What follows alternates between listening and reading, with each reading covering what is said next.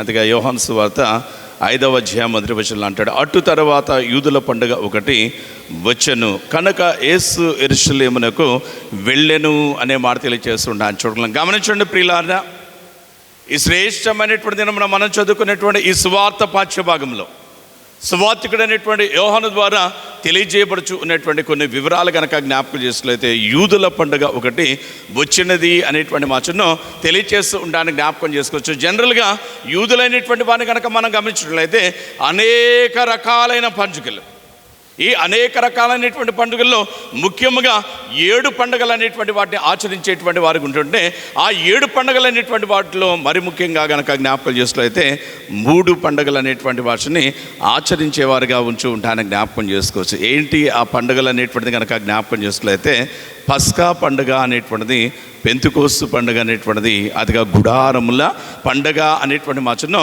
తెలియజేస్తూ ఉండడానికి జ్ఞాపకం చేసుకోవచ్చు అనే మాట తెలియజేస్తూ ఉండాలని చూడగలం. అయితే ప్రభునందు ప్రియమైనటువంటి వాళ్ళారా, ఈ ఘనమైనటువంటి మహోన్నతమైనటువంటి పండుగల్లో ఏ పండుగ అనేటువంటిది మనకైతే వివరం అనేటువంటి సరిగా తెలియదు, కానీ యేసయ్య ఈ పండుగకు వచ్చాడు అనేటువంటి మాటను తెలియజేస్తూ ఉంటాను చూడగలను. ప్రియులారా చూడండి, 2వ వచనంలో అంటాడు కదా, యెరూషలేములో గొర్రెల ద్వారం వద్ద, అదిగా చూసినట్లయితే హెబ్రీ భాషలో బెతస్సా అనబడిన కోనేరు ఒకటి కలదు అనే మాటను, అందు 5 మండపములు కలవు అనే మాట తెలియజేస్తూ ఉంటాను చూడగలను. చూడండి క్రీస్తు ప్రేమైనటువంటి వాళ్ళ, బెతస్సా అనేటువంటి కోనేరు అనేటువంటి కలదట, 5 మండపములు అనేటువంటి ఉన్నవనే మాట తెలియజేస్తూ ఉంటాను చూడగలను.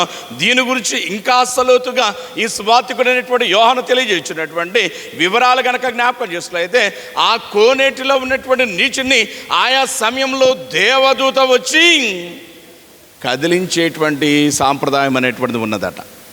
ఎప్పుడైతే ఆ దేవదూత అనేటువంటి వాడు అదిగా కదిలించడం జరుగుతుందో, ఆ సమయంలో కనుక జ్ఞాపకం చేసినట్లయితే ఎట్టి రోగము కలిగిన వాడైనా ముందుగా ఆ నీటిలో గనక చేరినట్లయితే వాడు ఆ వ్యాధి నుంచి బాగుపడతాడు అనేటువంటి గొప్ప విశ్వాసం అనేటువంటిది అక్కడ ప్రజలైనటువంటి వారు ఎరిగినటువంటి వారుగా ఉంటారని ఇక్కడ జ్ఞాపకం చేసుకోవచ్చు అనే మాట తెలియజేస్తున్నాం. గమనించండి ప్రియులారా, ఎప్పుడైతే అక్కడ దూత అనేటువంటి వాడు ఈ నీరు అనేటువంటిది కదిలించేటువంటి వాడుక అనేటువంటి ఉన్నదో, ఆ నీటిలో ముందు ఎవరైతే దిగుతారో వాడు ఎలాంటి వ్యాధిగ్రస్తులైనా బాగుపడతాడనే సత్యాన్ని గుర్తెరిగినటువంటి వారు ఉన్నారో, దానిని బట్టి ప్రజలైనటువంటి వారు చేసినటువంటి పని కనుక జ్ఞాపకం చేసినట్లయితే ఆయా అనారోగ్యములచే బాధపడుచున్న అనేకులను, ఎంతమంది అంటే సువార్తికుడు యోహాను రాస్తుంటాడు గుంపులు గుంపులుగా. అంటే ఆయన యొక్క ఉద్దేశం ఏంటనేటువంటిది కనుక జ్ఞాపకం చేస్తే, ఎంతమంది కృంచివారు కావచ్చు, గురుటివారు కావచ్చు, మూగువారు కావచ్చు, చెవిటి వారు కావచ్చు, అదిగా కానీ చూసినట్లయితే పక్షవాయు వ్యాధి కలిగినటువంటి వారు, ఆయా రోగాలు కలిగినటువంటి వారు కనుక జ్ఞాపకం చేస్తుంది గుంపులు గుంపులుగా. అంటే ఆయన ఉద్దేశం ఏంటంటే అన్కౌంటబుల్, లెక్కించలేనంతగా అక్కడ పడి ఉన్నారు అనేటువంటి మాటను తెలియజేస్తూ ఉండాలని జ్ఞాపకం చేసుకోవచ్చు అనే మాట తెలియజేస్తుంటాను చూడగలను. చూడండి క్రీస్తు ప్రేమైనటువంటి వాళ్ళ, ఇంతమంది గుంపులు గుంపులుగా పడి ఉన్నటువంటి సమయంలో అక్కడ జరుగుతున్నటువంటి ఒక పని గురించి సువార్తికుడు చాలా స్పష్టంగా రాయిచున్నటువంటి మాట కనుక చూస్తే చదవండి. 5వ అధ్యాయం 5వ వచనంలో అంటాడు కదా, అక్కడ 38 ఏండ్ల నుండి వ్యాధి గల ఒక మనుష్యుడు ఉండేను అనేటువంటి మాటను తెలియచేస్తూ ఉండడానికి జ్ఞాపకం చేసుకోవచ్చు. గమనించండి క్రీస్తు ప్రేమైనటువంటి వాళ్ళ, చాలా శ్రద్ధగా ఆలకించేటువంటి ప్రయత్నం చేయండి. ఈ సువార్తికుడు తెలియజేసినటువంటి మాట కనుక చూసినట్లయితే, అక్కడ ఒకడున్నాడట, వాడు 38 ఏండ్ల నుంచి వ్యాధిగ్రస్తుడుగా ఉన్నాడంటండి. జనరల్గా మానవులమైనటువంటి మన ఆలోచన ఎలా ఉంటుందంటే, ప్రభువా నాకు నా కుటుంబంలో ఉన్నటువంటి ఏ ఒక్కరికి ఎలాంటి అనారోగ్యం రోగం రాకూడదు.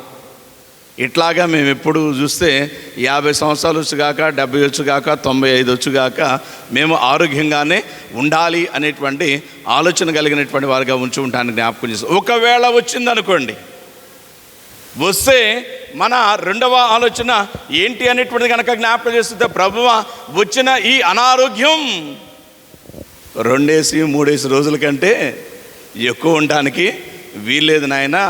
అంతా ఎక్కువగా అయితే కానీ చూస్తే 1 వారమో 10 రోజులు, అంతకు మించి మాత్రం ఈ రోగం నాకు వద్దు అనేటువంటి ఆలోచన అనేటువంటిది కలిగినటువంటి వారుగా ఉండాలని జ్ఞాపకం చేసుకోవచ్చు అనే మాట తెలియజేస్తుంటాను చూడగలను. గమనించండి క్రీస్తు ప్రేమైనటువంటి వాళ్ళ, 10 రోజులైనా 15 రోజులైనా 25 రోజులైనా 50 రోజులైనా ఈ అనారోగ్యం అనేటువంటిది తగ్గకపోతే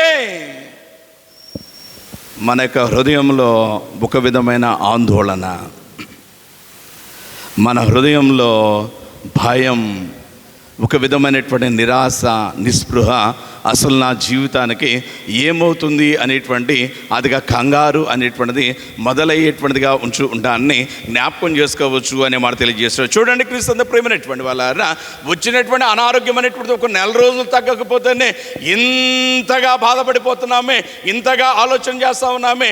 అయితే ప్రియులారా, ఈ సువార్తికుడు తెలియజేస్తున్నటువంటి వివరాన్ని బట్టి కనుక చూస్తే ఎక్కడ ఒకడు ఉన్నాడట, వాడు 38 ఏండ్ల నుంచి అనారోగ్యం నుంచే బాధపడతా ఉన్నాడు అనే మాట తెలియజేస్తుంటాను. చూడగలం ఈ అనారోగ్యం అనేటువంటిది, దాన్ని బట్టి కలిగేటువంటి ఇబ్బంది అనేటువంటిది ఎంత భయంకరంగా ఉంటుంది అనేటువంటిది 1-2 విషయాలు కనుక మనం గమనించే ప్రయత్నం చేసినట్టయితే చదవండి. మార్కు సువార్త 5వ అధ్యాయము, అదిగా మార్కు సువార్త 5వ అధ్యాయము 25 మరియు 26 వచనాల్లో కొన్ని మాటలు అనేటువంటివి తెలియజేయబడుతూ ఉంటాన్ని జ్ఞాపకం చేసుకోవచ్చు. చదువు తల్లి.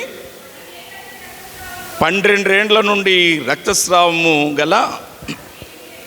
రక్తస్రావ రోగము కలిగిన ఒక స్త్రీ ఉండెను అనే మాట తెలియజేస్తున్నాను. ఆమె అనేక వైద్యుల చేత ఎన్నో తిప్పలు పడి తనకు కలిగినదంతయు వ్యయము చేసుకును, అయినా ఎంత మాత్రము ప్రయోజనము లేకపోయాను అనే మాట తెలియజేస్తున్నాను.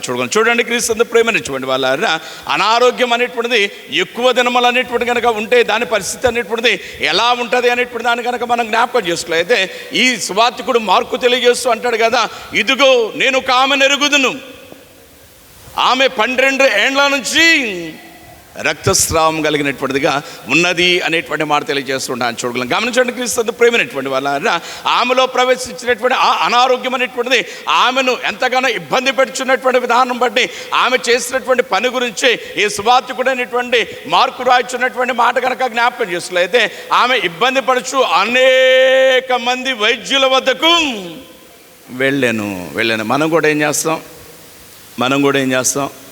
ఈ వైద్యుడు కాకపోతే ఆ వైద్యుడు, ఆ వైద్యుడు కాకపోతే ఈ వైద్యుడు, ఇంకొకడని 10 మంది 12 మంది దగ్గర తిరుగుతాం. ఎక్కడ కుదరలేదనుకోండి, వెంటనే మనం ఏం చేస్తాం? ఇంగ్లీష్ మెడిసిన్ కాదు, ఆయుర్వేదిక్ కాదు, అది కాక చూసినట్లయితే హోమియోపతి కాదు, అది కాక చూసినట్లయితే న్యాచురోపతి, ఇంకా కనుక చూసినట్లయితే మరొకటి అనేటువంటి కానీ చూసినట్లయితే వెంటనే మార్చేసుకుంటూ రోగం అనేటువంటిది ఎంత తొందరగా తగ్గించుకోవాలనేటువంటి ప్రయత్నం అనేటువంటిది మనం చేసేవారిగా ఉంటానికి జ్ఞాపకం చేసుకోవచ్చు. చూడండి ప్రియులారా, అదే విధమైనటువంటి ఆలోచన, అదే విధమైనటువంటి ఉద్దేశంతో ఈమె చేసినటువంటి పని కనుక జ్ఞాపకం చేసుకున్నట్లయితే, ఇంత ఇబ్బంది పడుతున్నటువంటి ఈవిడ అనేక మంది వైద్యుల వద్దకు వెళ్ళిందట. అనేక మంది వైద్యుల వద్దకు వెళ్ళటం ఒక ఎత్తు అయితే, అక్కడ సువార్తికుడు మార్కు రాయించున్నటువంటి మాట కనుక జ్ఞాపకం చేసుకున్నట్లయితే, తనకు కలిగినదంతయు అంటే ఆమె దగ్గర సింగిల్ ఎన్పి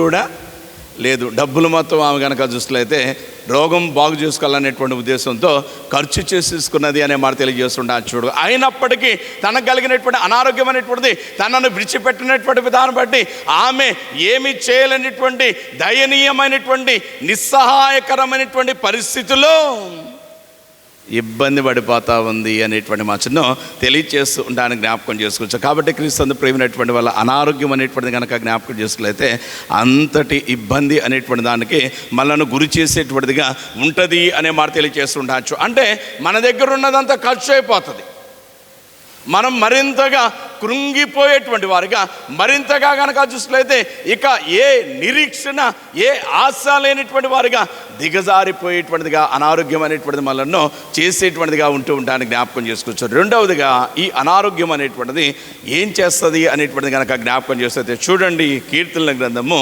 38వ సంకీర్తన 11వ చరణాన్ని కనుక మనం చదువుకున్నట్లయితే అక్కడ మరొక మాట తెలియచేయబడుతూ ఉంటానికి జ్ఞాపకం చేసుకోవచ్చు. చూడండి, ఆయన అంటాడు కదా, నా స్నేహితులను, నా చెలికాండ్రును నా అనారోగ్యము చూచి ఎడమగా నిలుచుచున్నారు, నా బంధువులు నాకు దూరముగా నిలుచుచున్నారు. గమనించండి క్రీస్తు ప్రేమైనటువంటి వాళ్ళు, ఒకటి చాలా భయంకరమైన వేదన, ఆస్తి మొత్తం పోగొట్టుకోవటం.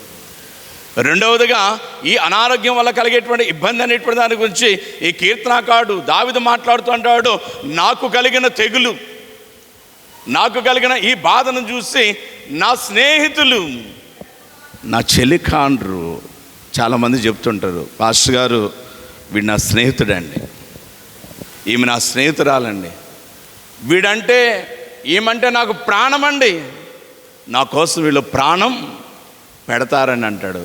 గమనించండి ప్రియులారా, నీ తల్లి, నీ తండ్రి, నీ అన్న, నీ అక్క, నీ చెల్లి, నీ తమ్ముడు, వీళ్ళకంటే నిన్ను ఎక్కువగా చూసుకునే వాళ్ళు నాకు తెలిసి ఎవరు లేరు. కొన్ని సందర్భాల్లో వీరైనా నిన్ను ఇబ్బంది పెడతారేమో, ప్రభువు మాత్రం ఇబ్బంది పెట్టడు. కాబట్టి మన స్నేహం ఎవరితో ఉండాలంటే ప్రభుతో ఉండాలి. చాలా సంవత్సరాల క్రితం సండే స్కూలు సిబిసి ప్రోగ్రాము విబిఎస్కు సంబంధించి ఒక పాట వచ్చింది. ఒక చిన్నపిల్ల పాడుతుంటుంది, నా స్నేహం యేసుతోనే, నా స్నేహం యేసుతోనే. ఆ పాట నాకు పూర్తిగా రాదు, మీకు అర్థమైంది అనుకుంటా. నా స్నేహం యూట్యూబ్లో సెర్చ్ చేయండి, నా స్నేహం యేసుతోనే అంటది. మన స్నేహం ఎవరితో ఉండాలనేటువంటిది కనుక జ్ఞాపకం చేసుకున్నట్లయితే యేసయ్యతో అనేటువంటి మాటను మనం మరవకూడదనే మాట తెలియజేస్తుంటాను. కారణం ఏంటంటే క్రీస్తు ప్రేమైనటువంటి వాళ్ళారా, ఈ లోకంలో ఉండేటువంటి స్నేహాలు అనేటువంటిది, ఈ లోకంలో ఉండేటువంటి బంధాలు, బంధుత్వాలు అనేటువంటిది కనుక జ్ఞాపకం చేసుకున్నట్లయితే ఎప్పుడు మనతో ఉంటామంటే, పెద్దలు చెప్తూ ఉంటారు కదా, చెరువు కనుక గట్టిగా నిండితే కప్పలో 10,000గా చేరు కదరా సుమతి అంటాడు. డబ్బులుంటే స్నేహితులు మనతో ఉంటారు, ఆరోగ్యం ఉన్నా మనతో ఉంటారు. మనం వెనకాల చిటికి వేస్తే 10 మంది ఉన్నా మనం వెనకాల వస్తారు. డబ్బు పోయిందనుకో, ఆరోగ్యం పోయిందనుకో, మనం పిలిచినా కానీ ఒక్కడు కూడా రావట్లేదు అనుకోండి, రెండో రోజు మన దగ్గర ఎవడు కూడా ఉండడు అనేటువంటి మచ్చను మనం మరవకూడదు. కాబట్టి మన స్నేహం అనేటువంటిది దేవునితో, యేసయ్యతో కొనసాగించేటువంటి వారిగా ఉండాలి అనే మాట తెలియజేస్తున్నాను. చూడాలి. అయితే ప్రియులారా, ఇక్కడ కీర్తనాకారుడు అనేటువంటి ఈ దావీదు మాట్లాడుతున్నటువంటి మాట కనుక జ్ఞాపకం చేసుకున్నట్లయితే, నాకు కలిగిన ఈ తెగులు, నాకు కలిగిన ఈ అనారోగ్యం అనేటువంటి దాన్ని బట్టి, అతిగా చూసినట్లయితే నా దేహమును బట్టి అతిగా శ్రవించున్నటువంటి దుర్వాసన బట్టి కనుక జ్ఞాపకం చేసుకున్నట్లయితే, నా స్నేహితులు, నా చెలికాండ్రు, నా బంధువులు నాకు దూరముగా నిల్చుని ఉన్నారు. ఈయనైనా కాస్త పర్లేదండి, దూరంగా ఉన్నారట. కొంతమంది కనుక జ్ఞాపకం చేస్తే ముందుకు సాగేటువంటి ప్రయత్నం చేద్దాం. క్రీస్తు ప్రియమైనటువంటి వాళ్ళ ఈయననే పర్వాలేదు, కాస్త దూరంగా ఉన్నారనే మాట తెలియజేస్తూ ఉంటాను. చూడగలం. మూడవదిగా, అనారోగ్యం వల్ల కలిగేటువంటి ఇబ్బంది ఏంటి అనేటువంటిది కనుక జ్ఞాపకం చేస్తున్నట్లయితే, జీవితం మీద విరక్తి. జీవించాలి అనేటువంటి ఆశ ఇక లేకుండా చేస్తుంది ఈ వేధించేటువంటి, ఎక్కువ కాలం పీడించేటువంటి అనారోగ్యము అనే మాట తెలియజేస్తూ ఉంటాను. జ్ఞాపకం చేసుకోవచ్చు. నేను పాస్టర్ ట్రైనింగ్ అయిన తర్వాత మొట్టమొదటిసారిగా ఈస్ట్ గుంటూరు సెనెట్లో రేపల ఫీల్డ్లో మోర్తోట అనే ఊర్లో పాదిరిగా అపాయింట్ చేయబడ్డా. అక్కడ నన్నెపాము గూడెం అని ఒక సంఘం ఉంది. అక్కడ అది పేరు గుర్తు రావట్లేదు, పెద్ద యాకోబు గారు, యోహాన్ గారు, ఒక ఆయన పెద్ద ఆయన ఉన్నాడు. చాలా మంచి కుటుంబం ఆ కుటుంబం. ఆ నన్నెపాము గూడానికి ఆయన మంచి పెద్ద, సంఘాన్ని తన మాటతో చక్కగా నడిపించగలిగినటువంటి మంచి సామర్థ్యం కలిగిన వాడు. అయితే ఒక దినాన అనుకున్న రీతిగా ఆయనకు పక్షవాతం వ్యాధి వచ్చింది. మంచాన పడ్డాడు. చాలా హెల్దీగా, చాలా బలంగా ఉంటాడు ఆయన. అందరూ బాగుపడతాడు అనుకున్నాం. అయితే ప్రియులారా, ఆయన అనారోగ్యం అనేటువంటిది అతను విడిచేటువంటి అవకాశం అనేటువంటిది లేకుండా పోయింది. దినాలు దొరికిపోతూ ఉన్నాయి. ఆదివారం నేను వెళ్ళినప్పుడల్లా ఆ ఇంటికి వెళ్ళి అదిగా టిఫిన్ చేయటమో, భోజనం చేయటమో ఏదో ఒకటి చేసేటువంటి వాడిను. అదిగా కానీ చూస్తే అక్కడికి వెళ్ళి ప్రార్థన చేసేటువంటి సమయంలో కనుక చూస్తే 1 నెల అయిపోయింది, 2 నెలలు అయిపోయింది, 3 నెలలు అయిపోయింది. ఒకనొక దినాన్ని కనుక జ్ఞాపకం చేస్తే, ఆరాధన అయిన తర్వాత నేను వాళ్ళ ఇంటికి వెళ్ళేసరికి ఆయన ఒక్కడే ఉన్నాడు మంచం మీద. ఉండేసరికి, అయ్యా ఎలా ఉన్నావు, ఏంటి, ఎవరు లేరేంటి అంటే, ఆయన అన్నాడు, అయ్యా బయటికి వెళ్ళారు నాయన అనే మాట చెప్పి, ఆయన నాతో మాట్లాడుతున్న సమయంలో మాట్లాడినటువంటి మాట కనుక జ్ఞాపకం చేస్తే, నాయన ఒక చిన్న సహాయం ఎవరైనా చేస్తే నాకు సంతోషంగా ఉంటుంది అనిపిస్తుంది అన్నాడు. ఏంటి అంకుల్, ఏంటి, ఏం కావాలనుకున్నారు చెప్పండి, అదేదో చేద్దామన్న మాట అన్నప్పుడు ఆయన అన్నాడు కదా, ఏం లేదు నాయన, ఒక తాడును ఆ ఫ్యాన్ కట్టి నా మెడకు బిగిస్తే హాయిగా చచ్చిపోవాలనిపిస్తుంది. ఈ బాధ నేను అనుభవించలేను, ఈ వేదన నేను ఇక తాళలేను అంటూ ఆదిగా జ్ఞాపకం చేస్తుంటే, మంచం మీద పడినటువంటి ఆయన గనక జ్ఞాపకం చేస్తుంటే కన్నీరు మున్నీరుగా విలపించినటువంటి వాడిగా ఉంటూ ఉంటాన్ని జ్ఞాపకం చేసుకోవచ్చు అనే మాట తెలియజేస్తారు. కాబట్టి క్రీస్తు ప్రేమైనటువంటి వాళ్ళారా, అనారోగ్యం అనేటువంటి దాన్ని బట్టి అనేక ఇబ్బందులు, వాటిలో ప్రాముఖ్యంగా కనుక జ్ఞాపకం చేస్తే మనం జ్ఞాపకం చేసుకున్నాం కదా, అదిగా 12 ఏండ్ల నుంచి రక్తస్రావం కలిగినటువంటి స్త్రీ అంటుంది కదా, అదిగా కానీ చూస్తే తన వద్ద ఉన్నదంతా వ్యయమైపోయిందట, ఖర్చు అయిపోయిందట. దావీదేమంటున్నాడు, నా స్నేహితులు, నా చెలికాండ్రు, నా బంధువులు నా తెగులు, నా అనారోగ్యం చూసి దూరంగా వెళ్ళిపోయారు అంటున్నారు. మూడవదిగా అది కాక చూస్తే పెద్ద ఆయన గురించి చెప్పుకున్నాం కదా, ఆయన ఏమంటున్నాడు, ఇక నాకు ఈ బతుకొద్దే వద్దు, నేను చచ్చిపోవాలనిపిస్తుంది అనేటువంటి ఆలోచన చేస్తూ ఉంటాను చూడగలం. కాబట్టి క్రీస్తు ప్రేమైనటువంటి వాళ్ళ మనం జాగ్రత్తగా ఉండాలండి. మన దౌర్భాగ్యం ఏంటంటే ఏదైనా మన దగ్గర ఉంటే దాని విలువ మనకు తెలియదు. గొడుగుందనుకో, వర్షం పడేదాకా దాని విలువ తెలియదు. ఇటు ఇసిరేస్తాం, అటు ఇసిరేస్తాం, ఎటు పడితే అటు ఇసిరేస్తాం. వాన పడ్డప్పుడు దాని గురించి ఎతకడం మొదలు పెడతాం, గొడుగాడని. ఏడ పడితే ఆడ పడేసేసి ఇంట్లో గొడవ దానికోసం.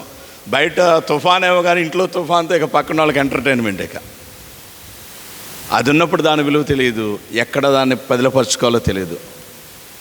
భార్య ఉన్నప్పుడు భార్య విలువ తెలియదు. చాలామందికి ఇష్టానుసారంగా మాట్లాడతారు, తగ్గించి చులకన చేసి మాట్లాడతారు.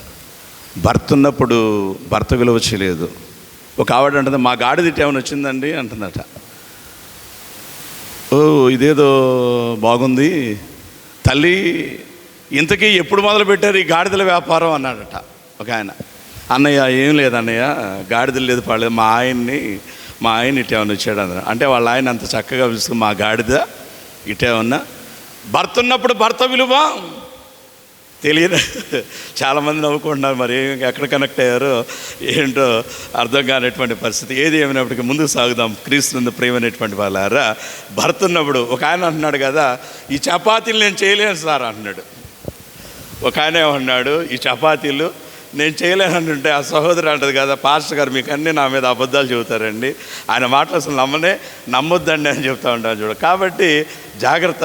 అది కాక చూస్తే భార్యను ప్రేమించాలా, భర్త విలువ గుర్తిరిగి అతిగా కానీ చూస్తే జాగ్రత్తగా ఉండాలి. చూడండి ప్రియులారా, చాలామంది నిన్నటి దినాన జరిగినటువంటి ఈ భయంకరమైనటువంటి వర్షాన్ని జ్ఞాపకం చేసుకుంటే భర్త విలువ గుర్తెరగినటువంటి వారు అదిగా కానీ చూస్తే భర్తను కోల్పోతే, పిల్లలు స్కూల్స్కి కళాశాలకు వెళ్తే ప్రియులారా, నిన్న పడినటువంటి ఆ భయంకరమైనటువంటి వర్షాన్ని బట్టి వారు ఏమనుకుని ఉంటారు, ఖచ్చితంగా మా ఆయనే ఉండుంటే మా పిల్లలు ఈరోజు అంత భయంకరమైన వర్షంలో దిక్కులేనటువంటి వారుగా చెట్ల దగ్గర, బస్ స్టాండ్లో, అదిగా బస్ స్టాపుల్లో ఆటో దొరక్క, బస్సు దొరక్క అలమటించేవారు కాదు కదా. వీడు అనుకుంటాడు కదా మా ఆవిడే ఉంచుంటే. కాబట్టి ప్రియులారా, మనకు దేవుడు ఇచ్చినటువంటి దాన్ని విలువగా చూసుకోవాలా, ఘనంగా చూసుకోవాలా, ప్రేమించాలి. ఆరోగ్యాన్ని కూడా జాగ్రత్తగా చూసుకోవాలి. ఆరోగ్యం ఉండగానే కొంతమంది చెప్తూ ఉంటారు, సార్ పాస్టర్ గారు నేను 2 ఫుల్లులు తాగుతానండి అంటాడు. పాస్టర్ గారు రోజుకు నాకు సిగరెట్లకు అయ్యే ఖర్చు ఎంతో తెలుసా, 500 అవుతాయి, 10 ప్యాకెట్లు తాగుతానని అంటాడు. పాస్టర్ గారు నేను గుద్దితే గోడ 2 ఒక్కలైపోవాలని అంటాడు. ఆరోగ్యం ఉన్నప్పుడు ఆరోగ్య విలువ తెలుసుకోవాలి. గమనించండి ప్రియులారా, దీని గురించే పరిశుద్ధ గ్రంథంలో పౌలు అంటాడు, తాము సిగ్గుపడవలసిన విషయంలో యందు అతిశయపడుచు. నేను 2 ఫుల్లులు దాటం అనేది ఏంటది, సిగ్గుపడాల. నేను 500 రూపాయలు సిగరెట్లు ఖర్చు పెడుతున్నానని సిగ్గుపడాల. 500 పెట్టి నీ పిల్లలకు మంచి ఆహారం పట్టుకుపో, నీ ఇంటికి కావలసినటువంటి వసతులు మరింతగా పెంచుకో. అక్కడ కలిగినటువంటి వారికి బోబెట్టు. వస్త్రహీనులకు అతిగా కానీ చూస్తే 50 రూపాయలు పెట్టి పాత వస్త్రాలు ఇవ్వు. దేవుడు బలా నా స్నేహితుడు అంటాడు, నా తండ్రి చేత ఆశీర్వదింపబడిన వాళ్ళ రండి, ఇదంతా నేను ఎవరి కోసం చేసింది? మీకోసమే. రండి రండి రండి, సంతోషిద్దారండి. ఆ మహావిందులో మీరు కూడా పాలుభాగస్తులు కండి అంటాడు. అయితే మనం ఏం చేస్తున్నాం? పాస్టర్ గారు మేము అదండి ఇదండి అంటూ పనికి మాలిన వాటి గురించి చెప్తూ ఉంటాం. తాము సిగ్గుపడవలసిన విషయంలో అందు అతిశయించేటువంటి పనికి మాలినటువంటి జనాంగంలో మనం ఉండొద్దండి. దేవుడు మనకు ఆయా స్థితిగతులు ఇచ్చినటువంటి సమయంలో మనం వాటిని బట్టి సంతోషిద్దాం, వాటిని బట్టి దేవుడికి కృతజ్ఞతాస్తుతులు చెల్లిద్దాం. దేవుడు ఆరోగ్యం ఇచ్చినప్పుడు మనం ఏం చేద్దాం? ఆ ఆరోగ్యాన్ని బట్టి సంతోషిస్తూ కుటుంబంతో ఉల్లసిస్తూ ఆ ఆరోగ్యాన్ని ఇచ్చినటువంటి దేవుని పని చేద్దాం, దేవుని పని చేద్దాం. ఒక ఆయనకు దేవుడు స్వరం ఇచ్చాడట. ఆ గొంతేసుకుని ఊరి మీద పడలా ఆయన అంటాడు, స్వరమిదిగో కొనుమీ. అయ్యా నువ్విచ్చావు ఈ స్వరం, నువ్విచ్చావు కాబట్టి ఈ స్వరం నీకే. వరరాజా నిన్ను గూర్చి నిరతము పాడా నిమ్ము. ఏఆర్ స్టీవెన్సన్ గారు పాడతారు ఒక పాట, నీ మాట నా పాటగా ప్రతి క్షణం సాగని యేసయ్యా. నీ మాట నా పాట అవ్వాలయా, నా పాట అవ్వాలి. ఏ చోట నేనున్నా నీ ఘనతకే నేను నిలబడాలా, నీ మహిమ కొరకే నేను సాగాల. నా ప్రతి అడుగు, నా మాట, నా ఆలోచన, నా ప్రతి స్థితి నీ కొరకే నీ కొరకే నీ కొరకే అనేటువంటి మాటను తెలియచేస్తూ ఉండడానికి జ్ఞాపకం చేసుకోవచ్చు. అలాగే గమనించండి, క్రీస్తు ప్రేమించినటువంటి వాళ్ళారా, దేవుడు నీకు ధనం ఇస్తే ఆలయ సంబంధమైనటువంటి పనుల కొరకే వెచ్చించాలా.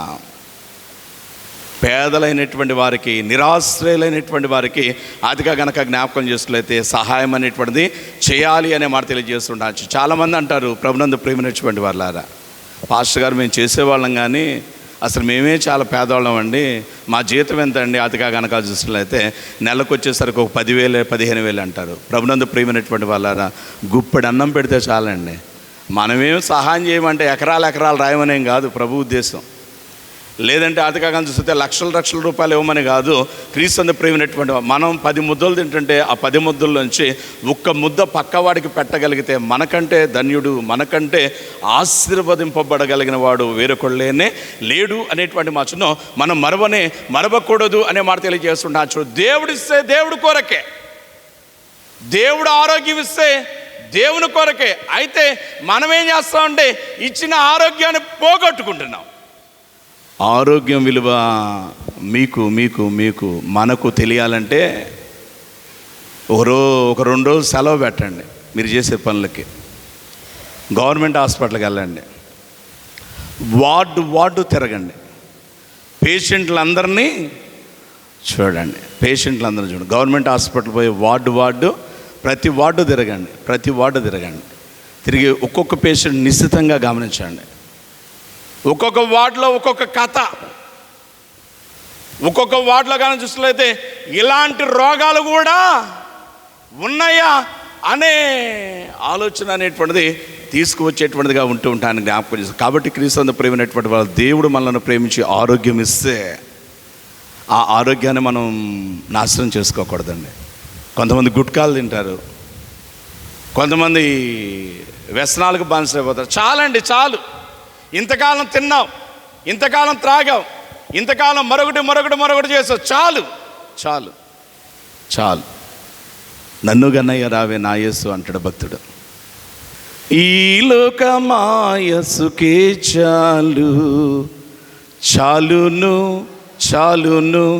చాలును తండ్రి నన్ను కన్నయ్య రావే. పనికి మాలిన వాళ్ళతో సహవాసము వద్దయ్యా తండ్రి. పనికి మాలినలతో వద్దు నాయన. ఇంతకాలం బలాదురు తిరిగా, ఇంతకాలం పనికి మాలినలతో కానీ చూసినట్లయితే ఇష్టానుసారంగా తిరిగా. గమనించండి ప్రియులారా, ఏం చేస్తున్నాం మన జీవితంలో? మనం ఎలా ఉంటున్నాం? మన పిల్లల్ని మనం ఎలాగున్నా పెంచుతున్నాం. పిల్లలకి రాత్రి 8 దాటిన తర్వాత రోడ్ల మీద ఏం పని అండి? ఏం పని? అంటే ఓ తల్లిగా తండ్రిగా నువ్వు ఫెయిల్ అయిపోయావు, అంతే. You have to accept that. పిల్లలకి అదిగా కనుక చూసుకున్నైతే పెద్ద పెద్ద బండ్లు కొనిపించి విపరీతమైన శబ్దాలు వచ్చేటువంటి బళ్ళు కొనిపిస్తుంటే, ఏంటి నీ ఉద్దేశం ఏంటి? నీ కొడుకును నువ్వు కూతురు నువ్వేం చేయాలనుకుంటున్నావు? నాశనం చేయాలనుకుంటున్నావు. అవసరం అది. గమనించండి క్రీస్తు ప్రేమనట్టు, సమస్తము క్రమముగాను మర్యాదగా చక్కగా ఉండాలి. క్రమముగానిది అక్రమము, ప్రభు అక్రమమును తాళేవాడు కాదు. దేవుడు ఆరోగ్యం ఇస్తే, ఆరోగ్యం ఇచ్చినటువంటి దేవునికి కృతజ్ఞతాస్తుతులు చెల్లించాలా. ప్రభువా నీకు వందనాలు నాయనా, నువ్వు ఆరోగ్యం ఇచ్చావు, మరొక నూతనమైనటువంటి శుభదినాన్ని మాకు ఇచ్చావనేటువంటి మాట అనేటువంటిది చెప్పాలి అనే మాట తెలియజేస్తుంటాను. చూడు, అయితే పిల్లారా, ఆ ఆరోగ్యంతో మనం ఏం చేస్తున్నామంటే ఇష్టానుసారంగా ప్రవర్తిస్తున్న లేనిపోయినటువంటి రోగాలు అనేటువంటివి మనమే చేతులారా తెచ్చుకుంటూ ఉంటాన్ని జ్ఞాపకం చేస్తాం. ఇందా చెప్పే కదా, పాస్టర్ గారు నేను గుద్దితే గోడ 2 ముక్కలు అయింది అంటాడు. గోడ 2 కాదు 20 అవని. నీ చెయ్యి చిన్న ఫ్రాక్చర్ అయితే చాలు, చిన్న ఫ్రాక్చర్ అయితే చాలు. మేము వాలీబాల్ షెట్లు బాగా ఆడేవాళ్ళం ఆ రోజుల్లో. వాలీబాల్ ఆడుతూ ఒకరోజు ఏమైందంటే కింద పడితే నా ఎడమ కాలు ఏమైందంటే వెంట్రుక వాసుల్లో ఒక ఎముక ఇబ్బంది గురైంది. బాగా స్ట్రెయిన్ అయినప్పుడల్లా అది నన్ను ఇబ్బంది పెట్టేటువంటిదిగా ఉంటుంది. దానివల్ల నేను కుంటట్లా, దానివల్ల నాకు మరొకటో లేదు. స్ట్రెయిన్ అయినప్పుడల్లా అది నన్ను బాధ గురి చేసేటువంటిది ఉంటుంటాను. చూడు, ఆరోగ్యం ఇస్తే నేను గోడలు గుద్దుతా. కొంతమంది చూడండి, చిన్న బాధ కలంగానే ఏం చేస్తారు, కిరసనాలు పెట్రోల్ బుస్సు తగలబెట్టుకుంటారు. నో, అందుకు కాదు కదా దేవునికి దినాలు ఇస్తుంది. ఆరోగ్యం లేక మరణానికి దగ్గరైపోయి మంచాల మీద దయనీయమైనటువంటి పరిస్థితులు పడిపోయి డాక్టర్ గారులు, నర్సులు, హాస్పిటల్ సిబ్బంది అనేటువంటి వారు వచ్చుచున్న సమయంలో వార్డ్ బాయ్ అనేటువంటి వాడు, ఆ రూమ్ క్లీన్ చేసేవాడు ఏం చేయలేడని తెలిసినా కూడా ఏం చేస్తాం? అయ్యా సార్కి చెప్పండి ఆయన, మీకు దండం పెడతాను ఆయన, నీ కాళ్ళు పట్టుకుంటాను ఆయన, మంచి మెడిసిన్ రాయమని డాక్టర్ గారికి చెప్పండి ఆయన బతిమలాడుతుంటాం. చూడండి క్రీస్తు ప్రేమైనటువంటి వాళ్ళ దేవుడు ఆరోగ్యం ఇచ్చినటువంటి సమయంలో మనం చేయాల్సినటువంటి పని కనుక జ్ఞాపకం చేస్తున్నట్లయితే జాగ్రత్తగా, మరింత జాగ్రత్తగా ఉండాలి అనేటువంటి మాటను తెలియజేస్తూ ఉంటాను, జ్ఞాపకం చేసుకోవచ్చు. చూడండి పిల్లలు, చాలామంది అనుకుంటారు కదా, వర్షం పడితే ఏమైనా గొడుగు పట్టుకోనుకో, వీడు చూడండి ఈడేదో 150 సంవత్సరాలు బతడా బయలుదేరినట్టున్నా అంటాడు. అనుకునేవాళ్ళు అనుకునేయండి, ఏం బాధలే. ఆరోగ్యాన్ని కాపాడుకోవాల్సినటువంటి బాధ్యత మన మీద ఉన్నది అనేటువంటి మాటను మరవకూడదు. చూడండి క్రీస్తు ప్రేమైనటువంటి వాళ్ళారా, ఈ దినాన కనుక జ్ఞాపకం చేసినట్లయితే ఆరోగ్యం పాడైపోవటానికి అనేక కారణాలు ఉన్నాయి. అనేక కారణాల్లో పెద్దదైన కారణం ఏంటంటే పాపము. అనారోగ్యానికి కారణం ఏంటి?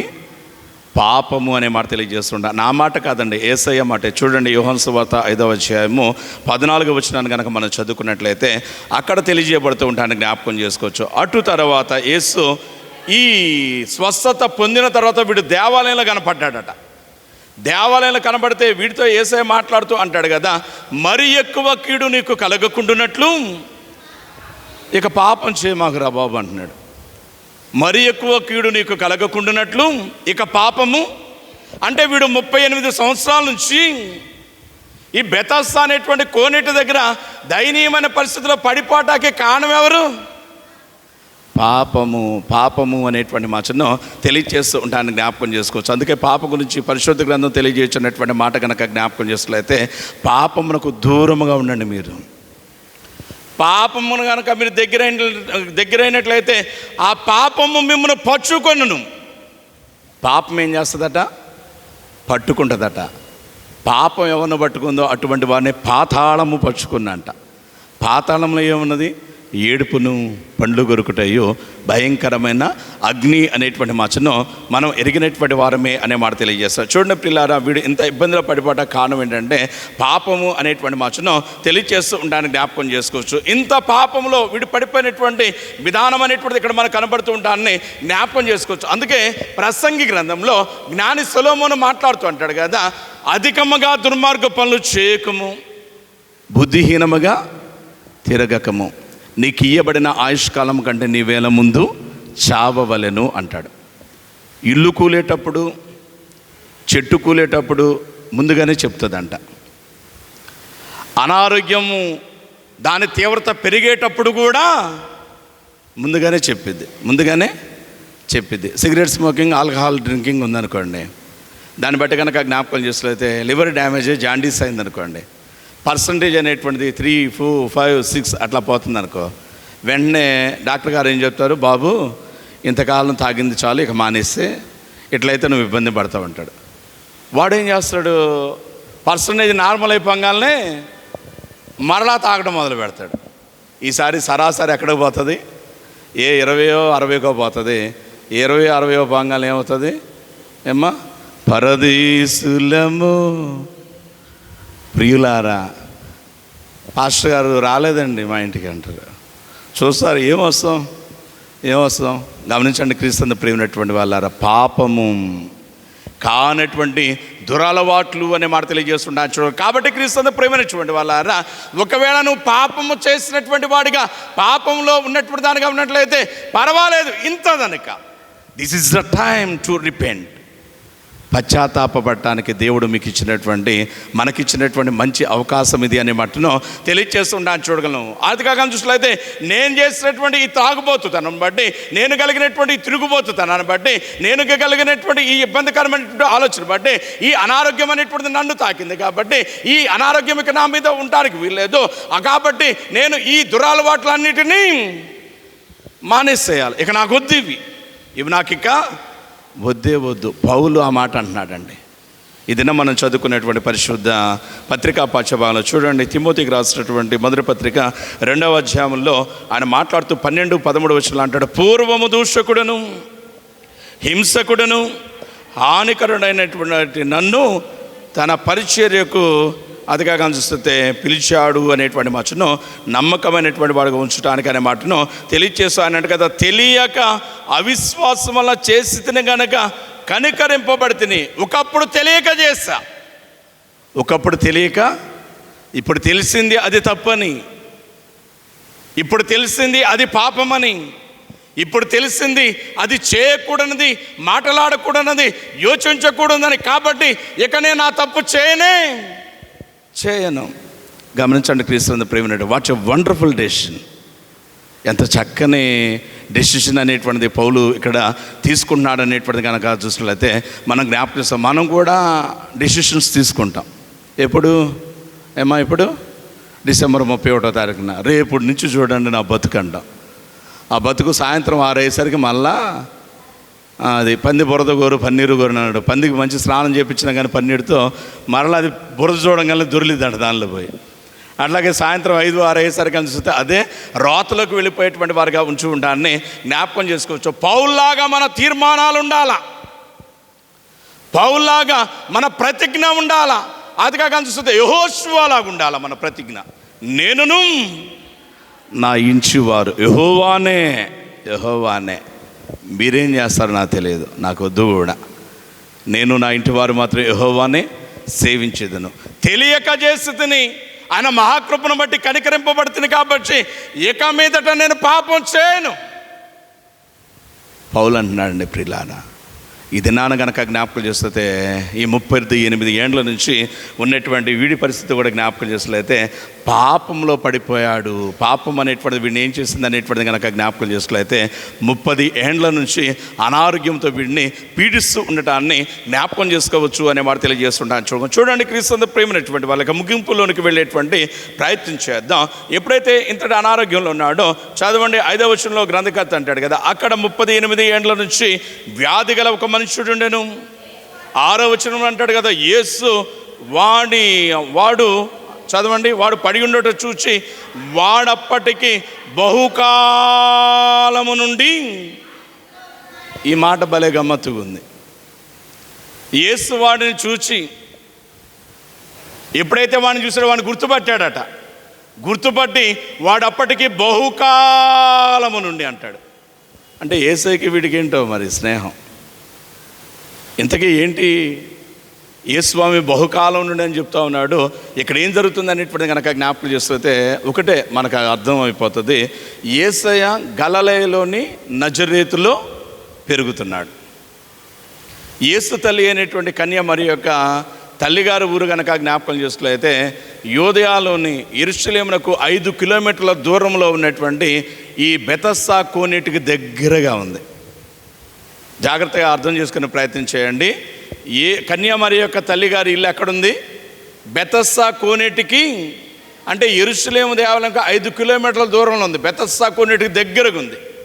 కాబట్టి ఇప్పుడు యేసు తల్లి అయినటువంటి హన్నా అనేటువంటి ఆవిడ యేసయ్యకి ఏమైంది? ఏమైంది? వామ్మో, ఇదేంటి? నేను కాని ప్రశ్నలు అడిగానా, కష్టతరమైన అడిగానా? ఏమండి, యేసయ్య వాళ్ళ అమ్మ యేసయ్యకి ఏమైంది అన్న? అమ్మమ్మే కదా.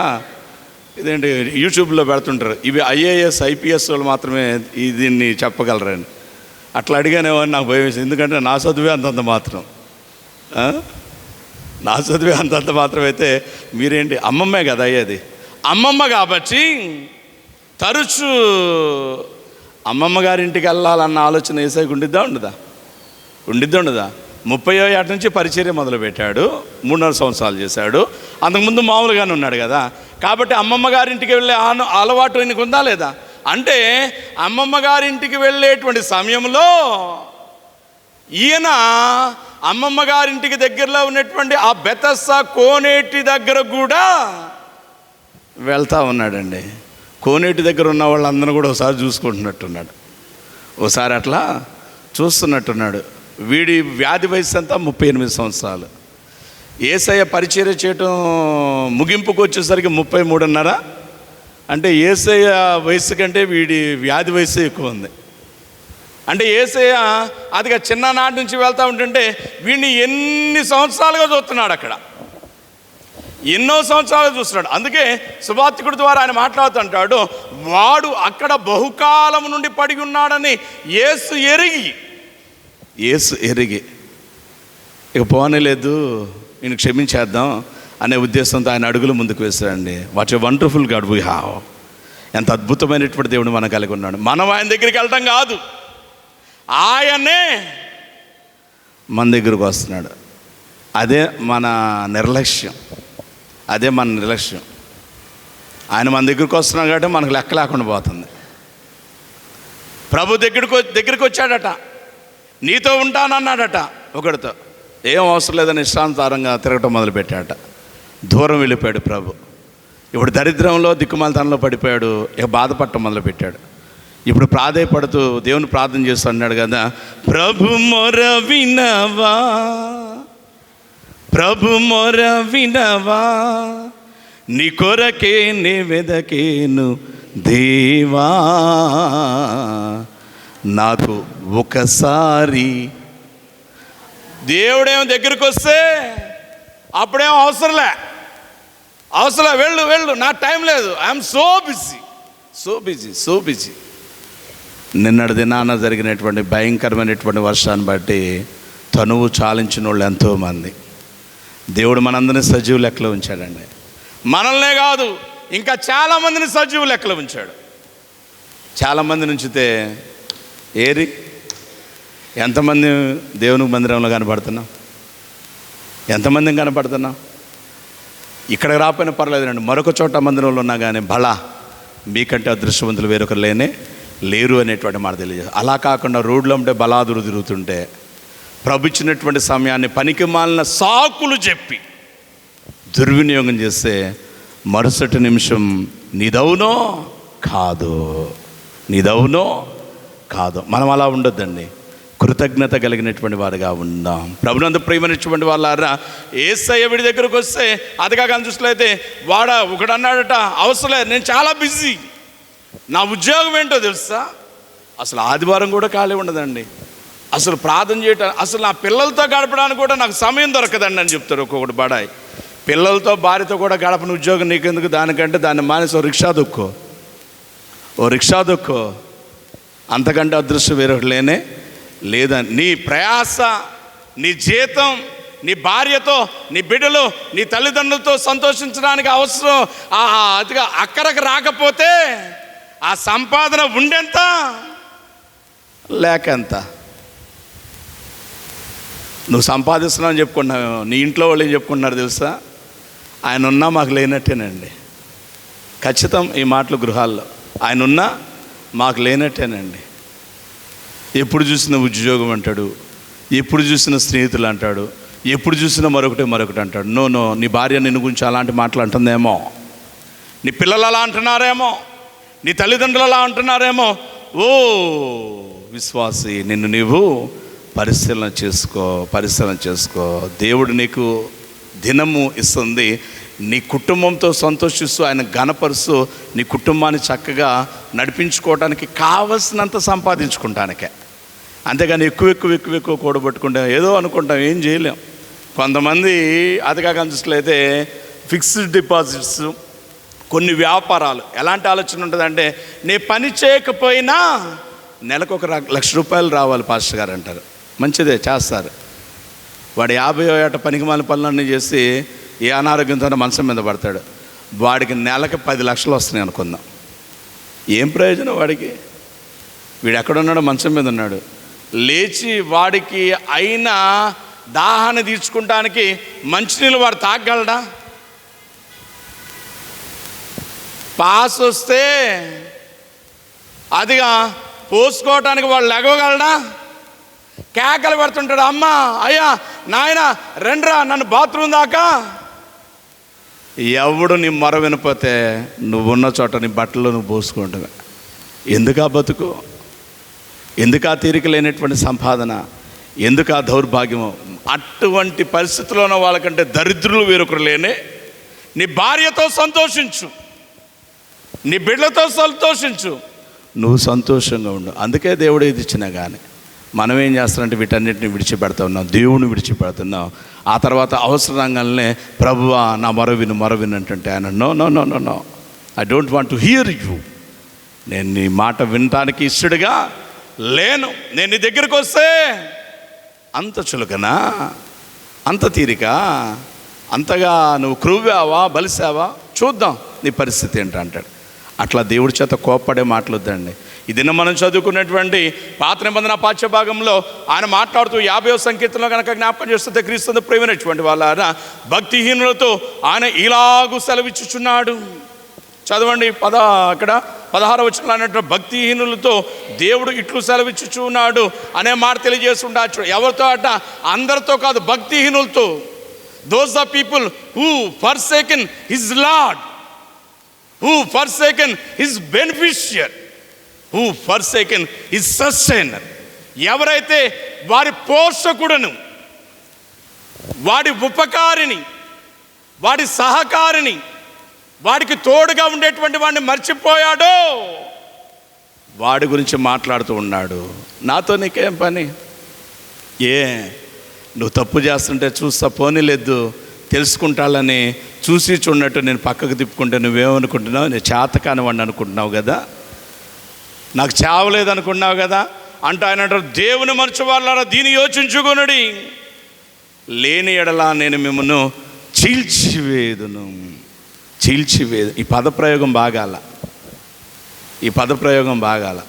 కొన్ని మాటలు ఎక్కడి నుంచి చెప్పాలన్నా కానీ కొంత ఇబ్బందిగా ఉండేటువంటిదిగా ఉంటూ ఉంటానికి జ్ఞాపకం చేసుకోవచ్చు. గమనించండి, క్రీస్తు ప్రేమైనటువంటి వాళ్ళారా, చీల్చివేదును.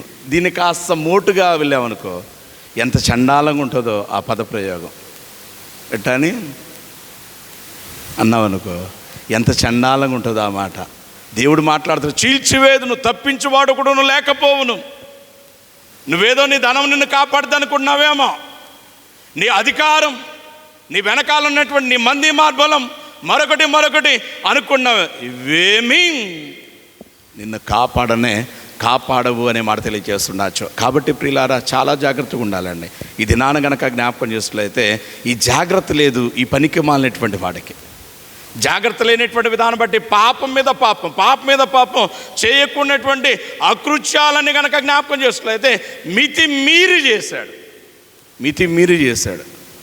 ఇప్పుడు 38 ఏండ్లుగా ఇబ్బందులు పడిపోయాడండి.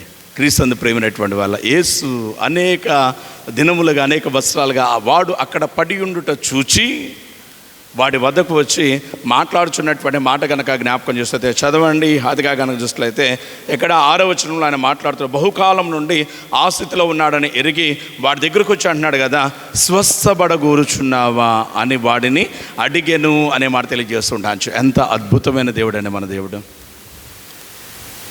మన దగ్గరకు ఆయనే వస్తున్నాడు. మన దగ్గరకు ఆయన వస్తే మనం ఏం చేయాలి? ఆయన గట్టిగా పట్టుకోవాలి. ఆయన పాదాలు గట్టిగా పట్టుకోవాలా. ప్రభువా, నన్ను విడిచిపెట్టి పోవద్దు. ప్రభువా, నా కుటుంబంతో నువ్వు ఉండు. ప్రభువా, నా జీవితాన్ని, నా కుటుంబాన్ని ఉద్ధరించు. ఆధ్యాత్మికంగా మరింత ఘనముగా ఉండగలిగిన భాగ్యాన్ని నాకు, నా కుటుంబానికి దయచేయి. ఈ మాటలు చెప్పాలండి ప్రియులారా. ప్రభు మన దగ్గరకు వచ్చేస్తున్నాడండి. దేవుని వాక్యం నీ ఇంట్లోకి వచ్చేస్తుంది. ఈ దినాల్లో దేవుని వాక్యం నీ ఇంట్లోకి వచ్చేస్తుంది. దేవుడు ఆయన వద్దకు రావడానికి నీకు సమయం ఇస్తున్నాడు, ఆరోగ్యం ఇస్తున్నాడు.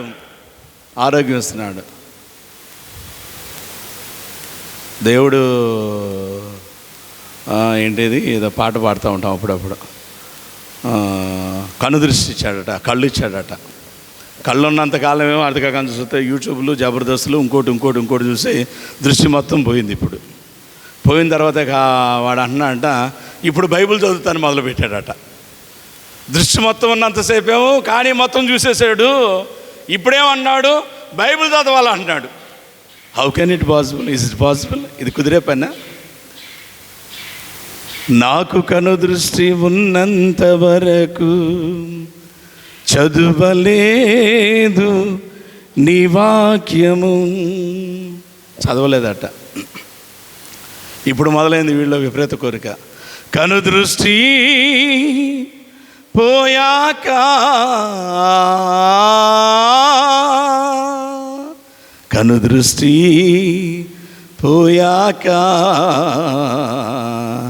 చదవాలని ఉంది నీ వాక్యము. కనుదృష్టి పోయి నాకు చదువుతా అన్నాడు. అట్లొద్దండి. యెహోవా మందిరమునకు వెళ్ళుదామని జనులు నాతో అన్నప్పుడు నేను ఉత్సహించి తిని, దేవుడు ఆరోగ్యం కాళ్ళు ఇచ్చినప్పుడు, నడవగలిగిన శక్తి ఇచ్చినప్పుడు, అవకాశం ఇచ్చినప్పుడు దేవుని మందిరానికి పరుగులు తీయాల. కొత్త సినిమా రిలీజ్ అయింది అనగానే పరుగులు తీస్తారు కదా కొంతమంది. అంతకంటే ఎక్కువగా దేవుని మందిరానికి పరుగులు తీయాలి. గమనించండి క్రీస్తు ప్రేమ. వీడు ఆ పని చేయాల, లోకం వైపు పరుగులు తీశాడు. 38 సంవత్సరాలుగా పడిపోయాడు. క్రీస్తు ప్రేమైనటువంటి వాళ్ళ యేసు వాడి దగ్గరకు వచ్చి అన్నాడు, ఓయ్ స్వస్థపడగూరుచున్నావా, బాగుపడాలనుకుంటున్నావా అన్న మాట అడిగినటువంటి సమయంలో వాడేం సమాధానం ఇస్తున్నాడు చూడండి. క్రీస్తు ప్రేమైనటువంటి చదవండి. ఆ రోగి, అయ్యా నీళ్లు కదిలింపబడి ఉన్నప్పుడు నన్ను కోనేటిలోనికి దించుటకు నాకు ఎవడును, అసలు వీడు ఎంతో దౌర్భాగ్యుడు. వీడు యేసయ్య అడిగిన ప్రశ్న ఏంటి? నువ్వు స్వస్థపడగూరుచున్నావా? అంతేగా తల్లి. వీడు చెప్పాల్సిన సమాధానం ఏంటి? అవును అని చెప్పాలి. లేదనేవాడైతే వీడు 30 సంవత్సరాలుగా ఆ కోనేటి దగ్గర ఉంటాకు వీల్లేదు. బాగుపడాలనుకున్నాడు కాబట్టి అయ్యా నేను బాగుపడాలనుకున్నా అనాలా. అయితే ఇది దౌర్భాగ్యుడు, ఇది వెధవ మనస్సు చూసారా? 38 సంవత్సరాలుగా ఆడున్నా కానీ వీడు ఇంకోటి మీద ఏమన్నాడు? అయ్యా అదిగా కోనేటిలో నీరు కదిలింపబడినప్పుడు నన్ను తీసుకెళ్ళి ఆ కోనేటిలో పడేయటానికి నాకు ఎవడు ఎందుకుంటాడు? ఇప్పుడు ఆరోగ్యం ఉన్నప్పుడు భార్యను తన్నావు నువ్వు. నాకు తెలుసు, బోడిపాలెంలో ఒక ఆయన కరెంటు పని చేస్తాడు. భార్యను కొట్టి చిత్రహింసలు గురి చేస్తే భార్య వెళ్ళిపోయింది, వీడితో నేను కాపురం చేయలేనని. ప్రియులారా, భార్య పోయిందిలే అన్నటువంటి దాన్ని బట్టి కానీ చూస్తే తల్లి ప్రేమ గొప్పది కాబట్టి వాడికి రోజు భోజనం వండి పెడుతుంది. ఒకరోజు వీడు భయంకరంగా తాగొచ్చి బోడిపాలెం వాళ్ళు ఎవరైనా ఉన్నారా? ఏం పర్వాలా, వాడి పేరు విల్సన్. తాగొచ్చి అది కాక చూస్తే భోజనం వండుతూ ఉంది అమ్మ వీడి కోసం. నేను వచ్చే టయానికి నువ్వు వేడిగా భోజనం రెడీ చేయాలన్న జ్ఞానం నీకు లేదా అని అది కాక చూస్తే ఆ పొయ్యి దగ్గర కూర్చున్నావుని తంతే ఆ వెళ్ళి ఆ పొయ్యిలో పడిందండి. ప్రియులారా, ఆమె బలహీనరాలవచ్చు, చూచుచున్న దేవుడు బలవంతుడు. ఈ దుష్కార్యాన్ని చూశాడు, తగిన సమయాన్ని చూశాడు. వీడు కరెంటు పనికి వెళ్ళాడు, షాక్ కొట్టింది, 2 కాళ్ళు పోయినాయి. కరెంటు పనిలో షాక్ కొట్టింది, 2 కాళ్ళు.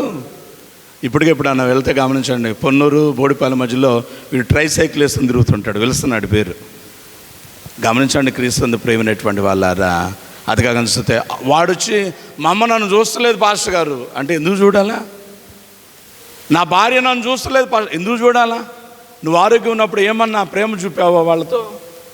వాళ్ళతో మంచి మాట్లాడావా? వారికి ఒక యాపిల్ కాయో బస్తాకాయ బత్తాయి కాయ, నీకు ఏ కాయ మీ ఇష్టం. ఒక ఆవిడ అంటుంది, ఏమ్మా ఆరోగ్యంగా ఉన్నావు కదా, మంచి ఫ్రూట్స్ తినపోయావంటే, పాస్టర్ గారు రోజు బస్తాకాయలు తింటున్నానండి అంది. వామ్మో, బస్తాకాయలు ఎందుకు తింటున్నావు నువ్వు అన్న అంటే, ఏంటి పాస్టర్ గారు అంటుంది. అంటే తర్వాత కొద్దిసేపు నాకు అర్థమైంది అంటే, బస్తాకాయలు కాదు, ఏంటది బత్తాయి కాయలు తింటున్నాను. అట్లాగే ఒక కాయన్న తెచ్చావా?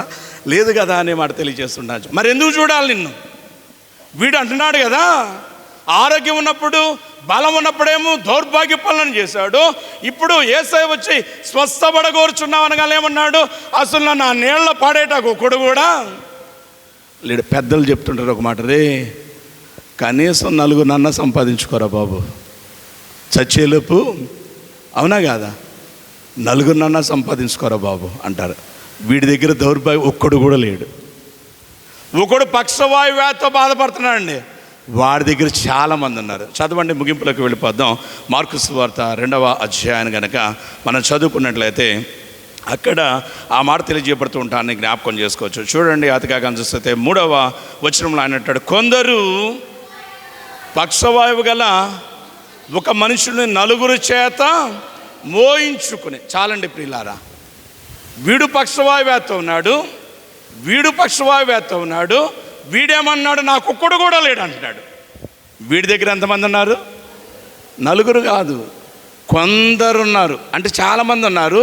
ఆ చాలామంది ఏం చేస్తారంటే 4కి, రే బాబు మనోడే గారు వీడు బాగుపడితే మనం సంతోషిద్దాం, కాబట్టి వాడిని మోయండి రా, మీరు కొద్దిసేపు మోయండి, మేము కొద్దిసేపు మోస్తాం, లేదంటే వాడిని మోయండి, డబ్బులు ఏమైనా కావాలా మేము ఇస్తాం అంటే చాలామంది ఉన్నారు. వీడి దౌర్భాగ్యం ఉందంటే వీడికి ఒక్కడు కూడా. మరి మనకు ఎంతమంది ఉన్నారు? ఒకసారి ఇంటికి వెళ్ళి నాకు పరిశీలన చేసుకుందాం.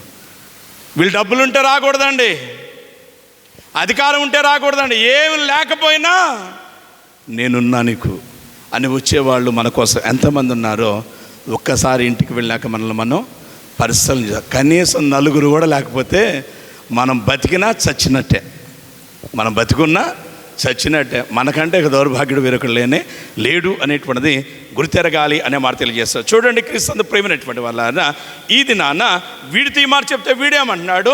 అయా నాకు సహాయం చేయడానికి ఒక్కడు కూడా లేడు అంటుంటే వీడు చెప్పాల్సిన సమాధానం ఏంటి? బాగుపడాలనుకుంటున్నాను అలా. అది వంకర సమాధానం. అంటే బ్రతుకు మొత్తం మొదటి నుంచి వంకరగా తయారైంది. రక్షకుడు ఎదురు నిలబడినా కానీ వీడు బతుకులో మార్పు రానే రావటం లేదు. ప్రభునందు ప్రేమైనటువంటి వీడు వంకర సమాధానం చెప్తున్నాడు. అయితే మన దేవుడు కనికరం గలవాడు కదా, కృప కలిగిన వాడు కదా. అదిగా కనుక జ్ఞాపకం చేస్తే బెతస్దా అనేటువంటి ఈ పేరుకున్నటువంటి అర్థం కూడా, బేత్ అంటే ఇల్లు, ఎస్దా అంటే గ్రేస్ మెర్సీ, అంటే ఇది కృపానిలయం. కనికరపు ఇల్లు ఈ బెతస్దా అనే మాటను తెలియదు. బెత్లెహేం సమాధానపు ఇల్లు, అదిగా రొట్టెల ఇల్లు. బెత్లెహేం రొట్టెల ఇల్లు. యెరూషలేం ఈరేషాలేం సమాధాన పట్టణం. ఇక్కడ బెతస్సా అంటే ఏంటి దాని అర్థం అనేటువంటిది కనుక జ్ఞాపకం చేసుకోలేతే కనికరపు కృపా ఇల్లు, కృపానిలయం అనే మాట తెలియజేస్తుండ. ఆ కృపానిలయానికి కృపామయుడైన యేసయ్య వచ్చాడండి. నీ పరిపెత్తుకరా బాబు, ఇప్పుడు దా చెప్పించాలన్నాడు. ప్రియులారా, వాడు బాగుపడతా ఉన్నటువంటి దాన్ని బట్టి వాడు ముందుకు సాగుతున్నాడు. ఈ పని విశ్రాంతి దినాన్ని జరిగిందటండి. పరిసయ్యులకి సద్దుకయ్యులకి కోపం వచ్చేసింది పెద్దలకి. రే, విశ్రాంతి దినాన్ని నిన్ను బాగు చేసినాడు ఎవడరా అన్నాడు. నిన్ను బాగు చేసినాడు ఎవడరా అన్నాడు. అనేసరికి నన్నా అటు ఇటు తిరుగుతూ ఉన్నాడు. ఆ రీతిగా ముందుకు సాగుతున్నాడు. యేసయ్య అక్కడి నుంచి తప్పించేసుకున్నాడు. అయితే ఒకానొక దినాన్ని కనుక జ్ఞాపకం చేసినట్లయితే యేసయ్య దేవాలయంలోకి వచ్చాడు, వీడు కూడా దేవాలయంలోకి వచ్చాడండి. దేవాలయంలోకి రాగానే యేసయ్య వాడితో మాట్లాడుతుంటాడు, ఇదిగో స్వస్థత పొందితివి, మరి ఎక్కువ కీడు నీకు కలగకుండానట్లు ఇక మీదట. అంటే వీడు స్వస్థత పడ్డ తర్వాత కూడా వీడి పని బాగాల, వీడి ఆలోచనలు బాగాల. అందుకే దేవాలయంలో మందలిస్తున్నాడు, రే జాగ్రత్త, ఇప్పటికైనా ఒళ్ళు దగ్గర పెట్టుకుని జాగ్రత్తగా ఉండు అన్నాడు. అనేసరికి వీడికి అక్కడ లేని కోపం వచ్చిందండి యేసయ్య మీదకే. ఆ మాటను బట్టి కొంతమంది చూడండి, నాయన నీ బ్రతుకు బాగాలేదురా మార్చుకున్నావు అనుకోండి, ఏంటండి నన్ను అంటున్నావు, అసలు నీ పరిస్థితి ఏంది అంటాడు. అసలు నీ పరిస్థితి ఏందండి అంటారు. చూడండి ప్రియులారా, అది కాదు.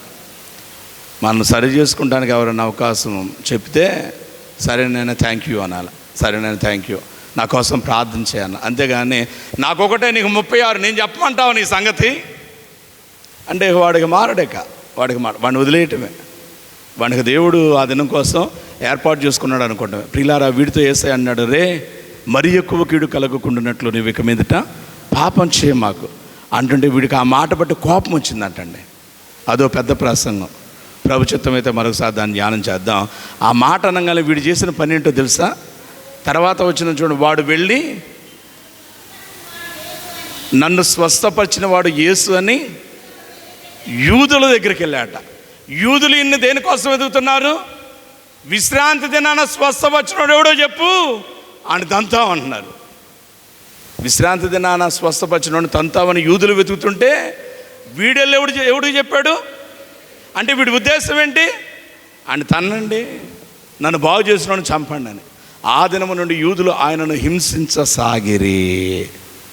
గమనించండి క్రీస్తు ప్రేమైనటువంటి దేవుడు మేలు చేస్తుంటే, దేవుడు కృప చూపుతుంటే కృతజ్ఞత లేనటువంటి దౌర్భాగ్యలాగా వాడిలాగా మనం కూడా ఉన్నామేమో. ఒక్కసారి మళ్ళీ మనం పరిశీలన చేసుకుందాం. యేసయ్య మన జీవితాలను ఉద్ధరించిన నిమిత్తమే మన దగ్గరకు వస్తూ ఉంటుంటే, మనకు కావలసినటువంటి అనేక ఈవులు ఇస్తూ ఉంటుంటే మనం ఏం చేద్దామంటే సంతోషిద్దాం, ఆ ఈవులను బట్టి ఉల్లసిద్దాం, ప్రభుని ఘనపరుద్దాం, అనేకులకు సహకారులుగా ఉందాం. అట్టిదని తన ఆత్మదేవుడు మీకు నాకు మనందరికీ దయచేయునుగాక. ఆమేన్. సమస్త జ్ఞానమునకు మించిన దేవుని సమాధానము యేసుక్రీస్తు వలన మీ హృదయములకు తలంపులకు కావలి ఉండుగాక. ఆమేన్. దేవా నాయ